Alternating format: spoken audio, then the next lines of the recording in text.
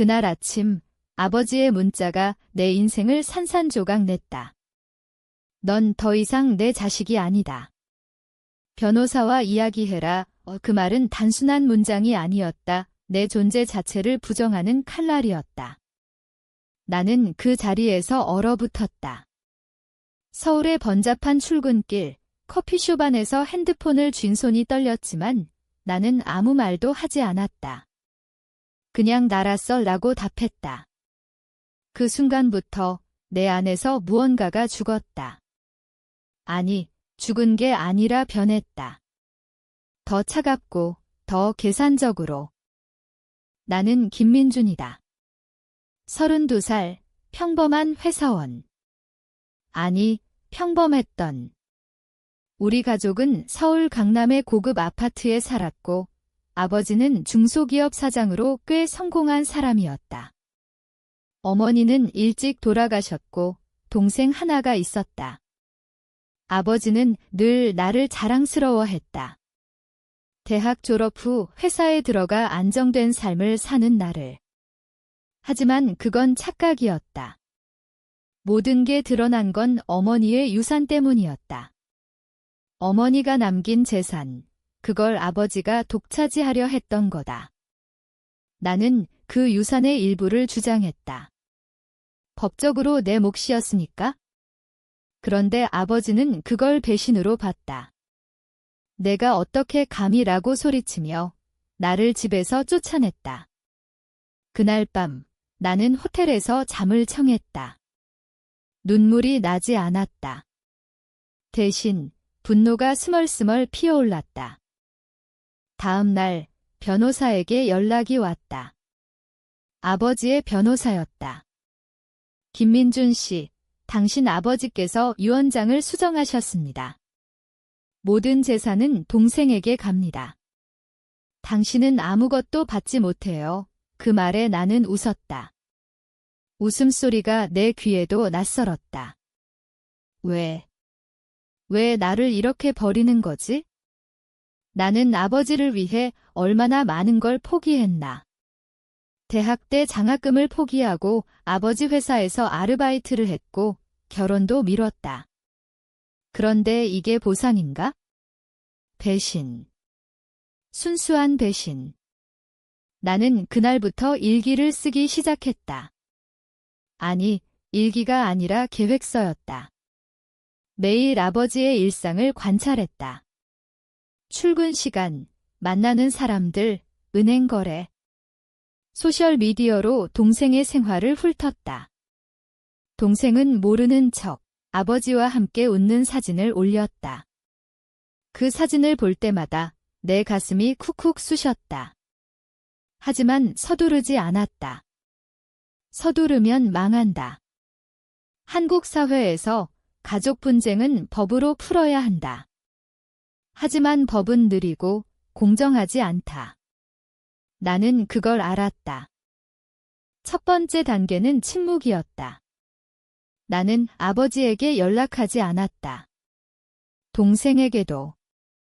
회사에서 일에만 집중했다. 동료들은 물었다. 요즘 표정이 안 좋아. 무슨 일 있어? 나는 웃으며 아무것도 아니야 라고 대답했다. 속으로는 생각했다. 너희들은 모르지. 이 고통을 밤마다 잠이 오지 않았다. 어머니의 사진을 보며 왜 내가 이렇게 태어났을까 자책했다. 하지만 자책은 오래가지 않았다. 대신 생존 본능이 깨어났다. 살아야 한다.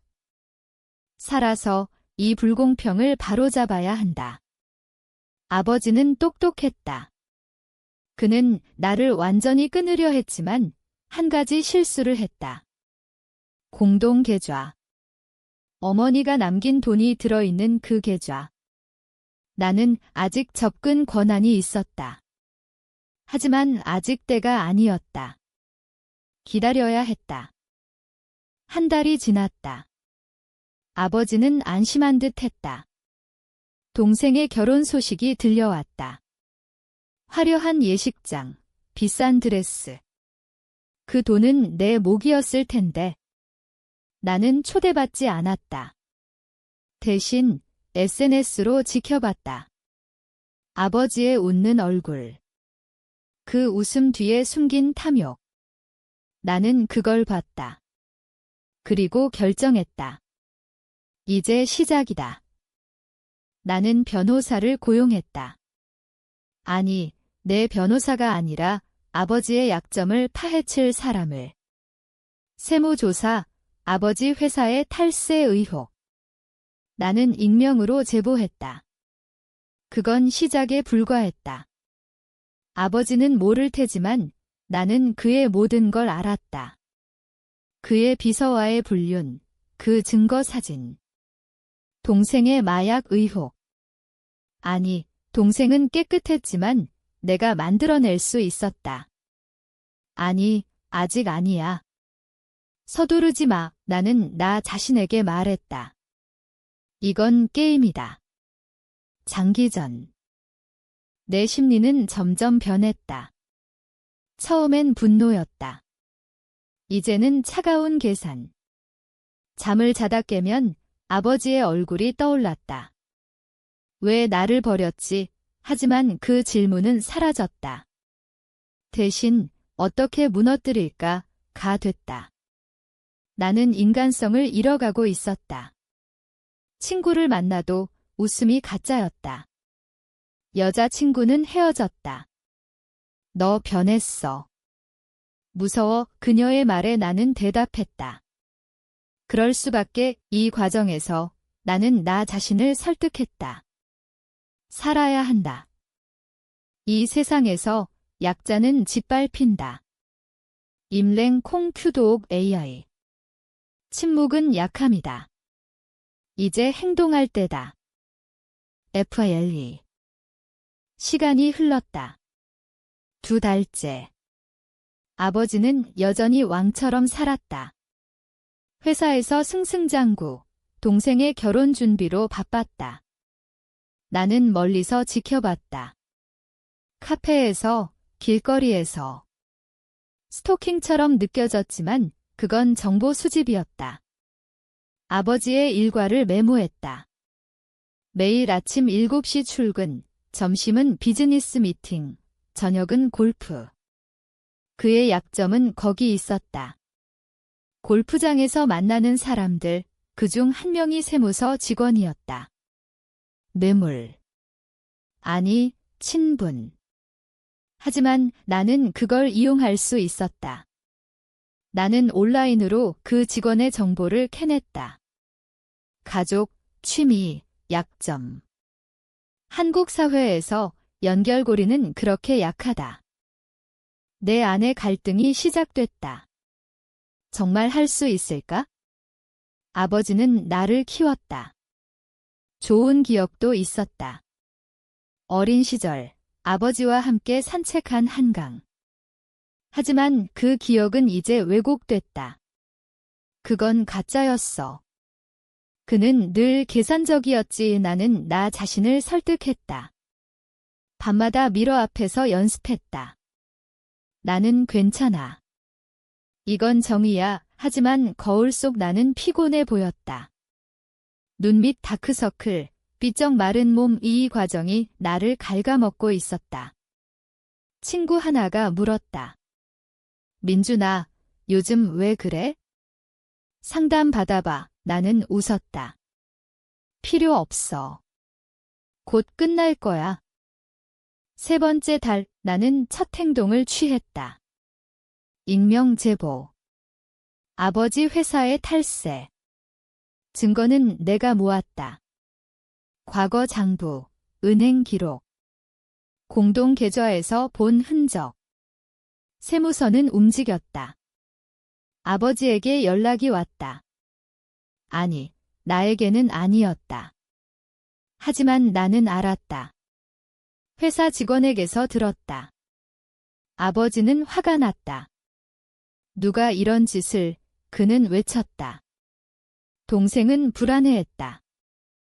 SNS에 요즘 힘들어 라는 글을 올렸다. 나는 그걸 보며 미소 지었다. 하지만 그 미소 뒤에 죄책감이 스쳤다. 동생은 무슨 죄지? 하지만 그녀는 아버지 편이었다. 그녀가 나를 버린 순간부터 그녀도 적이었다. 트라우마가 되살아났다. 어머니가 죽은 후 아버지는 재혼을 고려했다. 나는 반대했다. 그 때문에 갈등? 이제 보니 그때부터 시작이었다. 나는 심리 상담을 받을까 고민했다. 하지만 포기했다. 상담사는 용서하세요 라고 할 테니까. 용서. 웃기지 마. 이 사회에서 용서는 패배다. 나는 책을 읽었다. 심리학 서적. 복수 심리. 그 책에서 배웠다. 복수는 중독이다. 한 번 시작하면 멈출 수 없다. 하지만 나는 이미 중독됐다. 네 번째 달 아버지의 회사에 압수수색이 들어갔다. 뉴스에 나왔다. 중소기업 탈세 의혹 아버지는 기자회견을 열었다. 무고합니다. 오해입니다. 그의 얼굴은 창백했다. 나는 TV를 보며 생각했다. 이제 내 차례야. 하지만 아직 아니었다. 나는 기다렸다. 아버지가 나에게 연락할 때까지. 결국 왔다. 민준아, 도와줘. 내가 아는 변호사 소개해줘. 그의 목소리는 떨렸다. 나는 차갑게 대답했다. 왜 나한테? 난 내 자식이 아니잖아. 침묵. 그 침묵이 달콤했다. 내 심리는 더 변했다. 이제 공허했다. 복수를 시작했지만 행복하지 않았다. 대신 빈 껍데기처럼 느껴졌다. 밤에 악몽을 꿨다. 아버지가 죽는 꿈 깨어나면 땀이 흘렀다.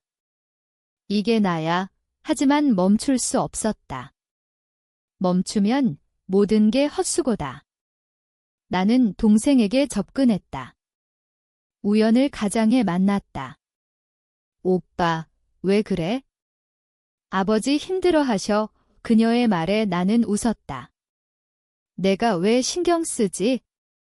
내 결혼식 돈은 어머니 유산이잖아. 그녀의 얼굴이 하얘졌다. 씨앗을 심었다. 5번째 달 상황이 악화됐다. 세무조사로 아버지 회사는 벌금을 물었다. 주식 가치 하락. 동생의 결혼은 연기됐다. 아버지는 건강이 나빠졌다. 고혈압. 병원에 입원했다. 나는 방문하지 않았다. 대신 병원 기록을 봤다. 어떻게? 돈으로. 정보는 돈으로 산다. 아버지는 동생에게 말했다. 민준이가 한 집 같아. 동생은 부정했다. 하지만 의심이 싹 텄다. 나는 그걸 이용했다. 동생에게 익명 메시지. 아버지가 내 오빠를 버린 진짜 이유 알아? 증거 사진 첨부. 아버지의 불륜. 동생은 충격받았다. 나에게 연락했다. 오빠, 이게 뭐야? 나는 모르는 척 무슨 소리야. 하지만 그녀는 알았다. 가족이 무너지기 시작했다. 아버지는 퇴원 후 나를 불렀다. 민준아, 만나자. 카페에서 만났다. 그의 눈은 피곤했다. 내가 한 짓이야. 직설적. 나는 부정했다. 아버지, 왜 나한테 그러세요? 난 아무것도 몰라요. 그의 눈에 두려움이 스쳤다. 그는 똑똑했다. 나를 의심했지만 증거가 없었다. 그게 내 전략이었다. 추적 불가능하게. 내 안의 갈등이 절정에 달했다. 아버지를 보니 연민이 들었다. 그만할까? 하지만 그 순간 그의 말이 떠올랐다. 넌 내 자식이 아니다. 그 말로 모든 게 끝났다. 나는 계속했다. 다음 단계, 공동 계좌. 나는 돈을 빼기 시작했다. 조금씩. 아버지가 눈치채지 못하게. 그 돈으로 더 많은 정보를 샀다. 아버지의 비즈니스 파트너에게 접근. 뇌물 제한. 아니, 협박. 아버지의 탈세를 알리면 당신도 망해. 그들은 등을 돌렸다. 6번째 달, 아버지의 회사는 파산 직전. 동생은 약혼자와 헤어졌다. 스트레스 때문. 나는 지켜봤다. 만족감. 조금. 하지만 더 큰 건 피로. 이 복수가 나를 파괴하고 있었다. 친구들은 멀어졌다. 너 미쳤어? 한 명이 말했다. 나는 인정했다. 미쳤지. 하지만 후회는 없었다. 이제 받을 때다. 나는 아버지에게 마지막 메시지. 아버지, 이제 알겠어요. 임랭은 아무것도 안 바꿔요. 아버지는 병원에 다시 입원. 심장 문제. 동생은 울며 나에게 왔다. 오빠, 그만해. 제발. 그녀의 눈물에 나는 흔들렸다. 이게 맞아. 하지만 너무 늦었다. 계좌는 비었다. 모든 돈을 빼냈다. 내 목, 그 이상. 법적으로 문제 없었다. 공동 계좌니까. 7번째 달 모든 게 드러났다. 아버지는 나를 고소하려 했다. 하지만 증거 부족. 그의 변호사는 포기했다. 승산 없어요. 아버지는 무너졌다. 집을 팔아야 했다. 동생은 직장을 그만두고 아버지를 돌봤다. 나는 멀리서 봤다. 이제 내 차례였다. 돈으로 새 삶을 시작했다. 하지만 그 삶은 공허했다. 밤마다 아버지의 얼굴이 떠올랐다. 내가 괴물이 됐어. 심리적으로 나는 무너지고 있었다. 상담을 받았다. 상담사는 말했다. 복수는 독이야. 당신을 해쳐. 맞아. 하지만 멈출 수 없었다. 아버지는 나를 불렀다. 병원에서. 민준아, 왜? 그의 목소리는 약했다. 나는 갔다. 그의 얼굴은 주름졌다. 아버지, 왜 나를 버리셨어요? 내가 물었다. 그는 눈물을 흘렸다. 미안해. 탐욕이었어. 그 순간 나는 용서할 뻔했다. 하지만 안 됐다. 늦었어요. 나는 말했다. 그리고 떠났다. 동생은 나를 미워했다. 오빠, 내가 가족을 망쳤어. 그녀의 말에 나는 대답했다. 아니, 아버지가 시작했지. 하지만 속으로는 의심했다. 내가 과했나? 복수는 계산적이었다. 법을 이용, 사회 도덕을 이용. 하지만 내 인성은 잃었다. 이제 나는 혼자였다. 돈은 있지만 행복은 없었다. 8번째 달, 아버지의 회사는 파산. 뉴스에 나왔다. 탈세와 내부 분쟁으로 나는 그걸 보며 웃지 않았다. 대신 울었다. 처음으로. 왜? 모르겠다. 상실감. 나는 여행을 떠났다. 제주로. 바다를 보며 생각했다. 이게 끝인가? 하지만 아니었다. 동생에게서 연락. 아버지 상태가 안 좋아. 나는 돌아갔다. 9번째 달, 아버지는 위중했다. 병원에서 나는 그의 손을 잡았다. 아버지, 그의 눈이 띄었다. 민준아. 용서해. 나는 고개를 저었다. 아버지가 먼저 용서하세요. 그는 한숨을 쉬었다. 그리고 죽었다. 장례식. 동생은 나를 피했다. 친척들은 수근거렸다. 민준이가 원인인가? 나는 무시했다. 하지만 내 안에서 죄책감이 폭발했다. 내가 죽였어. 밤에 잠이 안 왔다. 약을 먹었다. 동생은 유산을 주장했다. 하지만 돈은 이미 없었다. 나는 그녀에게 조금 줬다. 이게 끝이야. 그녀는 받지 않았다. 필요 없어. 내가 싫어. 이 가족은 완전히 깨졌다. 나는 새 직장을 구했다. 하지만 집중이 안 됐다. 복수의 대가. 정신적 고통. 나는 심리 클리닉에 갔다. PTSD예요. 의사가 말했다. 맞아. 트라우마. 10번째 달 나는 일기를 불태웠다. 과거를 지우려. 하지만 지워지지 않았다. 거리에서 아버지 같은 사람을 볼 때마다 가슴이 아팠다. 복수는 성공했지만 나는 패배자였다. 친구 하나가 돌아왔다. 민준아, 이제 그만해. 나는 고개를 끄덕였다. 하지만 그만할 수 있을까? 11번째 달 모든 게 안정됐다. 나는 새 아파트에서 살았다. 돈으로 산 평화. 하지만 밤에 질문이 떠올랐다. 동생은 잘 지낼까? 나는 연락했다. 미안해. 그녀는 답했다. 늦었어. 그게 끝이었다. 12번째 달 나는 일상에 적응했다. 하지만 변한 나를 느꼈다.